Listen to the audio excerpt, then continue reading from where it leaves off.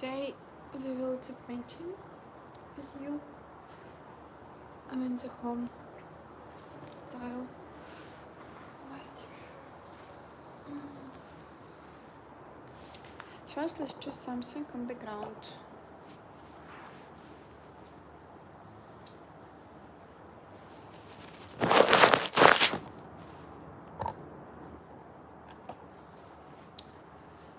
Tra-la-la. What is?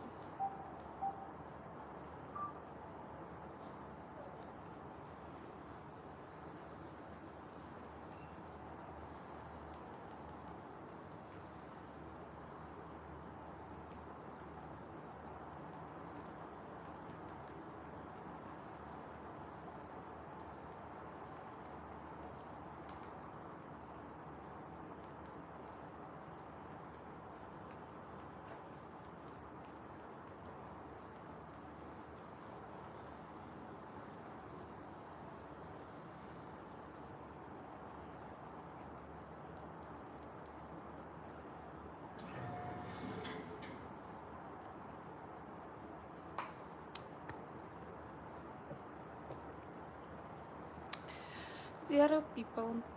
So I don't expect that it will be this painting today. At all.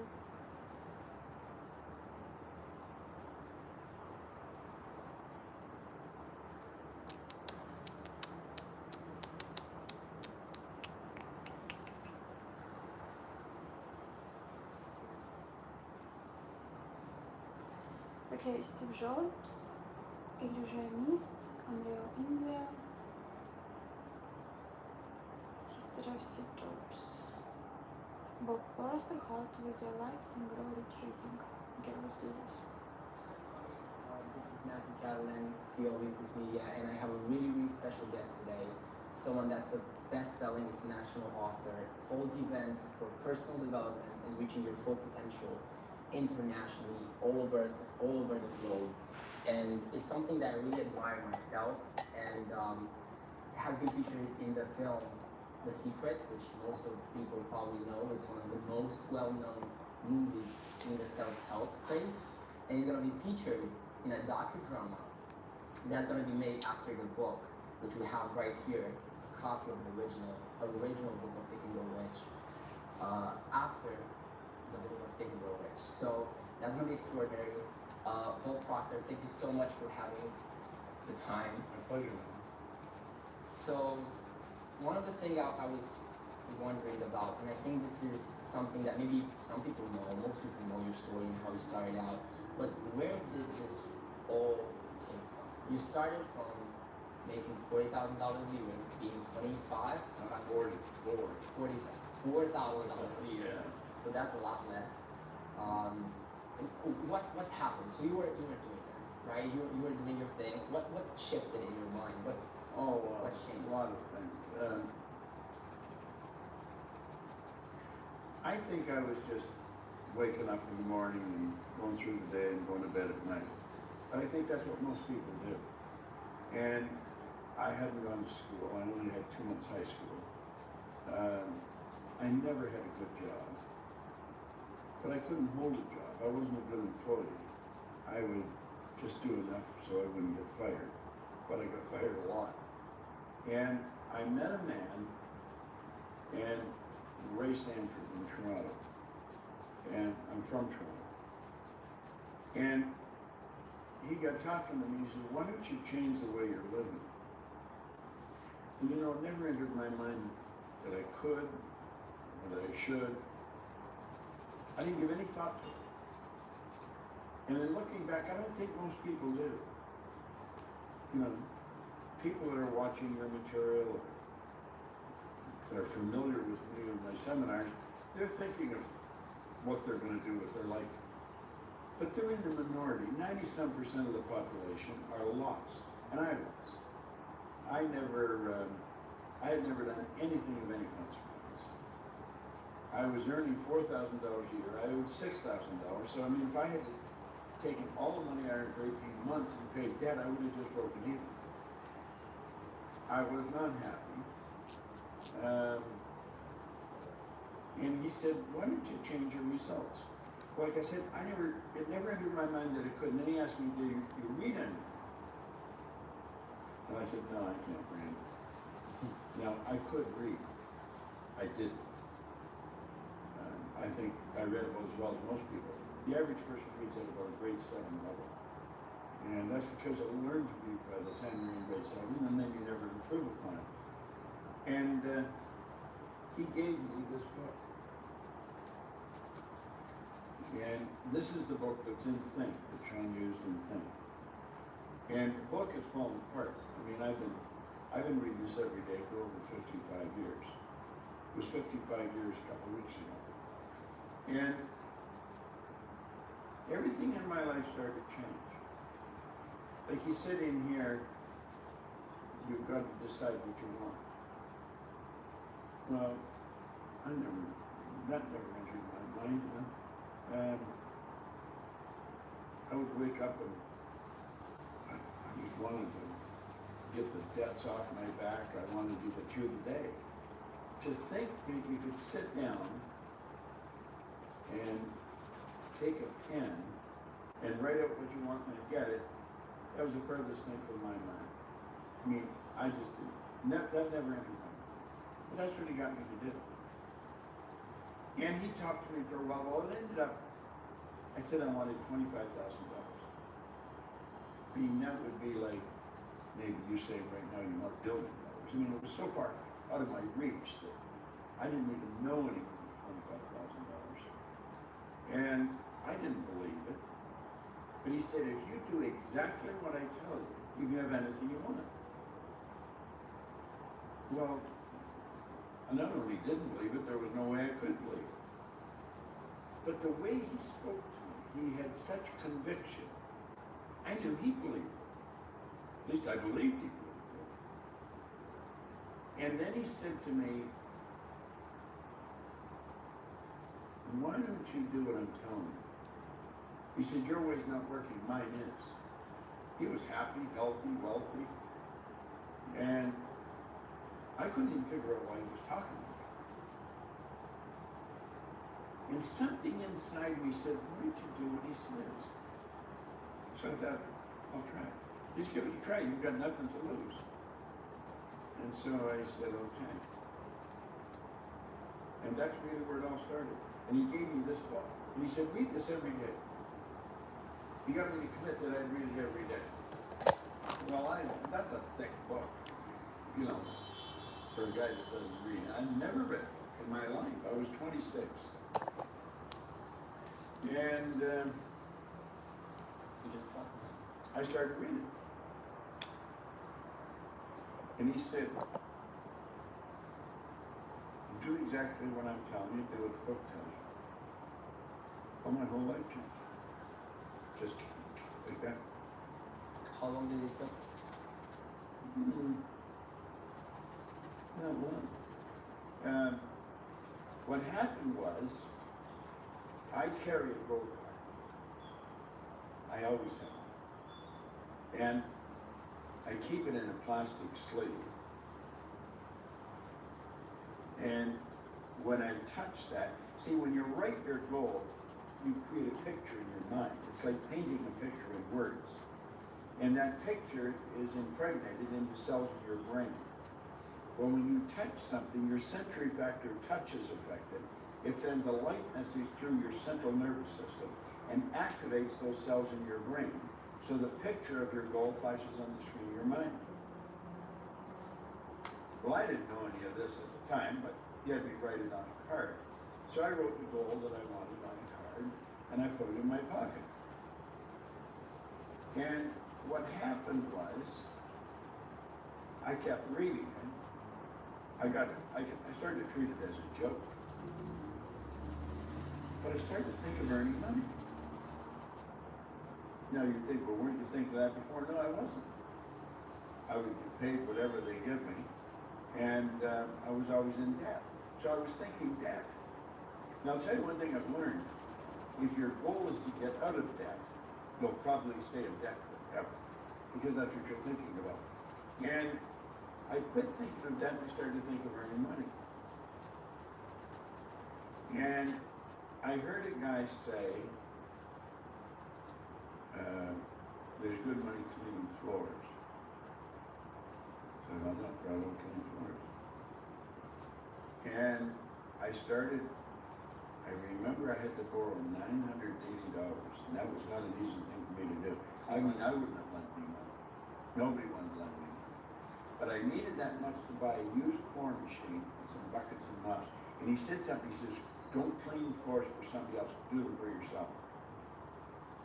Well, I was doing what they told me. And that's what I started to do. I got one office to clean, then I got another one, then another one. And then from there, The first year I earned $175,000. In under 5 years, I was over $1 million. And I was cleaning offices in Toronto, Montreal, Boston, Cleveland, Atlanta, London, England.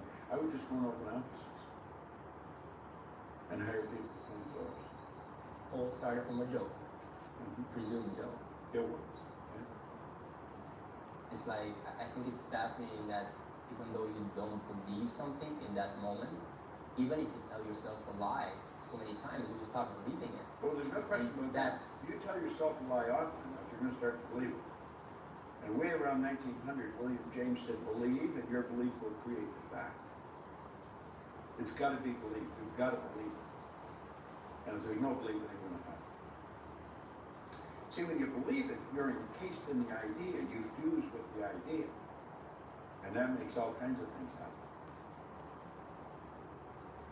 In the movie Think, which we featured in, and which is made by the laws and the principle in this book, there's something that really touched my soul, which is the 3 Feet from Gold story, which I think a lot of people resonate with, because so many people, I think everybody has goals, everybody has aspirations, everybody wants this and that, but so many people just don't get them immediately and quit. So, how do you feel about that? Like, what level of belief do you need to have? You need to, like, never give up. What would you... I think it goes beyond belief. I think you have to know it. You see, when you believe it, there's no quitting. You never quit. It doesn't matter what happens. You don't quit. Quitting is never an option. The people that quit, they never really bought into the idea in the first place. See, you get it on 3 levels. The second you think of something, you've got it intellectually. When you get emotionally involved, you've got it on a spiritual or emotional level. Well, then that expresses itself through the body. The body's just an instrument of your mind. And so, when you really buy into it, you literally fuse with it. Neville said you fuse with it. And this causes all kinds of things to happen. You're dealing with electronics, you're dealing with energy. Like the second you think something, that's all you need. See, you live on frequencies. You think on frequencies. Your phone operates on frequencies. And it's like magic. You're in Romania, Right. I'm in Toronto. Yes. If I've got your number on my phone, I can take a picture of something, hit it like that. You've got it in Romania. Simultaneous with me sending it, because when you get into the mind, there isn't any time or space. It's just media. Yeah. Well, you're living on frequencies. Now, when you think of something, what you've done is you flipped your brain onto a higher frequency. The very fact you can see it is all the proof you need to know you can get it. What you have to do is raise your level of consciousness to that frequency. And then you will attract whatever's on that frequency. All the good you need to manifest the idea. Carnegie said that way back in 1908 to Hill, when Carnegie commissioned him to write this book. He said, any idea that's held in the mind, that's emphasized, that's either feared or revered, so it could be bad or good. It's either feared or revered, will begin at once to clothe itself in the most convenient and appropriate form available. It starts to move into form. Wernher von Braun, Dr. Wernher von Braun, that was the mastermind of the moonshot, he told John Kennedy when he was president, He said the natural laws of the universe are so precise that we don't have any difficulty sending people to the moon. We can time the landing with a precision of a fraction of a second. Well, one of the first laws is the perpetual transmutation of energy. Energy is forever moving into form, through form and back into form. Now, what makes you and I unique is we can dictate the form it's going to move into, because we're creative beings. Like all the little creatures on the planet are completely at home in their environment. They blend in. You and I are the only people, or the only creatures on the planet, the human, that is totally disoriented in their environment. And that's because we've been given the mental faculties to create our own environment. I have read somewhere that once you think about something, you visualize it, you create it once, and then it's your job to create it in the real world. That's right. Everything's created twice. So you first create it in your mind, it's already created. Then you have to actually take it from that world in the material world. Like, it took Hill from 1908 to 1937 to come up with this. 29 years. That's a long time. It is a long time. And he worked at it every day. And Carnegie didn't subsidize him, didn't give him any money.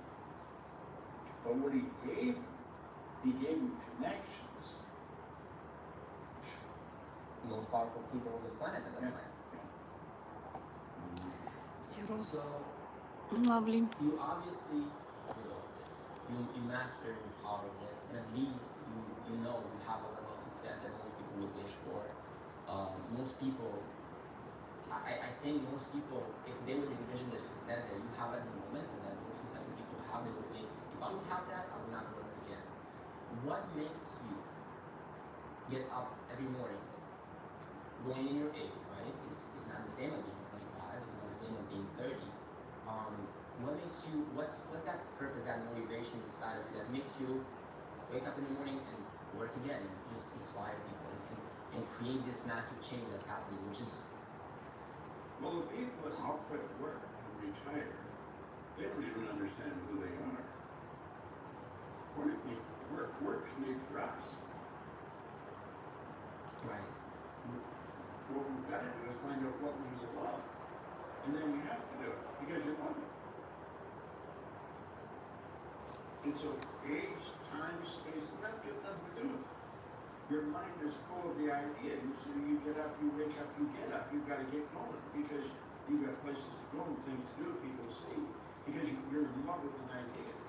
See, when people quit, like 3 feet from the goal, they weren't in love with that idea. They were going after the money.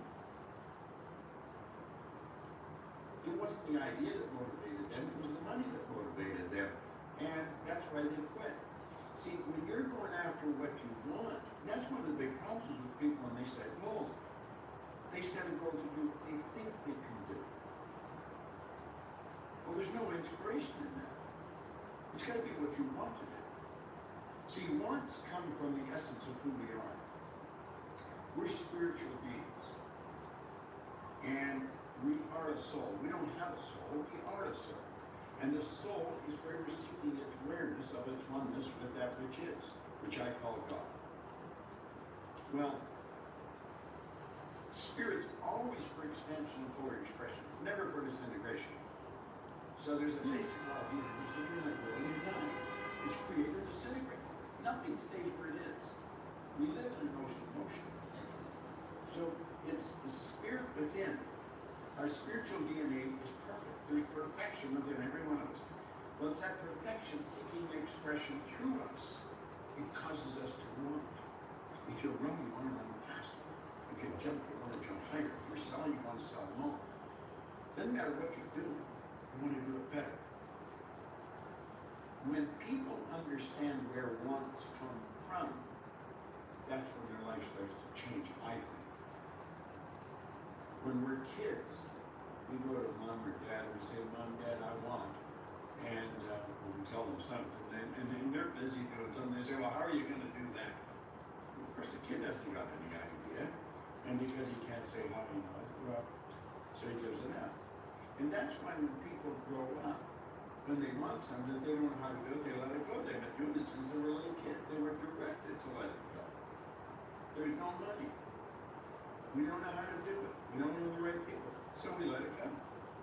So we don't go after what we want. Most people set goals to do what they think they can do. There's no inspiration. That's why 90% of them set a target they fail. They set a target they fail.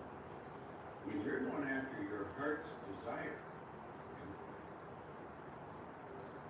And then, why most people don't get what they want in their life? Is it? well, they don't know what they want. That's right. You see, I got this, and then I got Earl Nightingale's condensed narration of this on a long plain record. And I listened to that record over and over and over again. One day, I was in the business, in the cleaning business, I had salespeople, and I had them listen to this record. Every morning we listen to this record. And one day I said, you know, I'd love to meet him. And I didn't know who Earl Nightingale was. He was a voice on a record. That was it. I didn't even know where he lived. And a young guy that worked with me, he said, no, you don't. He said, if you want to meet him, you're going to meet him. I thought, damn, he's right. So I phoned, and I got an appointment with him. Now, at the time, he was the most listened to man in the history of the broadcast industry. He was a radio broadcaster. And not an easy guy to get to, but I got to meet him for an hour. I flew to Chicago. I spent an hour with him. And when I was leaving, I said, Earl, what's the big deal? What's it all about? He said, there's no big deal. He said, it's very simple. It's just simply decide what you love to do and dedicate your life to it. He said, the problem is most people, they don't know what they love to do. They never take the time to sit and ask themselves. What they're doing is trying to think I can get good money here, I can do it. You know, it's where can they earn some money? It's not what they love to do. Well, I was sitting there. Now, I had offices all over the place, like a lot of people. I was earning a lot of money. And I got excited because I knew exactly what I wanted to do. I wanted to do what he was doing. And I made up my mind sitting in his office. That'd be somewhere around 1965. That I was going to go back to this work. And in 1968, I moved to Chicago. I left my own company. I moved to Chicago and started working. Why? Because I wanted to. I had to move the whole family. I had to get a green card. I had to move the whole family to Chicago from Toronto. But I got a double benefit out of it because I got to work with his partner, Lloyd Cunningham. Lloyd Cunningham was a giant. I mean, what a great guy. And he and Earl both mentored me. See, any success I've had because I've had great mentors. And I'm a good student. Now, until I was 26, I was a terrible student. When I picked up this book, I became a great student. I got thousands of books. I have an office at home in my home. It's got a couple of thousand books in it, and I built a studio, and I've got a couple of thousand books in the studio. I love reading. But the success that I've enjoyed is because of the mentors and the coaches I've had. I would do exactly what they tell me. And if I coach somebody today and they don't do exactly what I tell them, I don't coach them anymore. They got it all. It's not ready. Well, it's not that only that they're not ready, but if I'm going to coach somebody and they're not doing what I tell them, I'm wasting my time and theirs too. Now, if they want to waste their time, that's their prerogative. I'm not going to waste mine. That's powerful. And what happened after? So you went and worked with Earl. After Well, creating your businesses. there was more to it than that. I was living in England, and I was earning all kinds of money. But I didn't know why. I didn't know how it happened. I've been raised to believe if you're going to earn a lot of money, you're going to be really really smart. Well, I didn't think I was really smart. In fact, I knew I was. That was very normal. I was raised to believe if you don't go to school, you can't get a good job. I had gone to school. I didn't have a good job. I owned the whole company. So then I started to think, I wonder how many things I believe are not true. Now, I was doing very well. I didn't know why I was doing very well. I was what you call an unconscious competent. In general, that's where most successful people are. And so I made up my mind I was going to figure out why was I winning. And then I really started to study. And that's what took me to that level. It took me 9.5 years. And when I figured it out, all I wanted to do was teach it. That's all I did. And when you do what you love, isn't it that there's like an infinite amount of energy? There's So you see, you don't get energy. All the energy there ever was or ever will be is omnipresent. It's evenly present in all places at the same time. You don't get energy, you release energy. You're just an instrument that energy flows through. Desire is the triggering mechanism that releases the energy. When you've got the desire, you've got the energy. If you haven't got any desire, you haven't got the energy. So you're just blocking it. If you're Well, yeah, exactly. That's exactly what you're doing. See, you're a channel that it flows through. And when there's no desire, you're just a wall, it's all. blocks everything. It's so powerful. So you're saying you've been reading this for the last 50 years? I'm in my 56th year. And now there's going to be a whole movement about it. It's going to probably touch millions and millions and maybe even the whole planet, because it's going to go worldwide, internationally. You said you're reading this every day. What are some other things, other rituals, other habits that you have made for yourself and that make you what you are today and keep you? Well, there's not that many.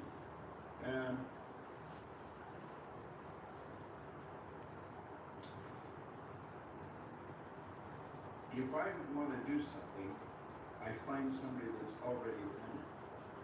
And then I do exactly what they tell me. It's a simple rule to follow. I don't read novels. I don't watch movies. I watch documentaries or things like that where I can learn.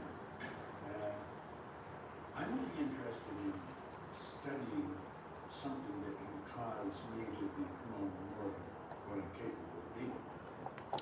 Okay. See, I think we're all hard to So- do something really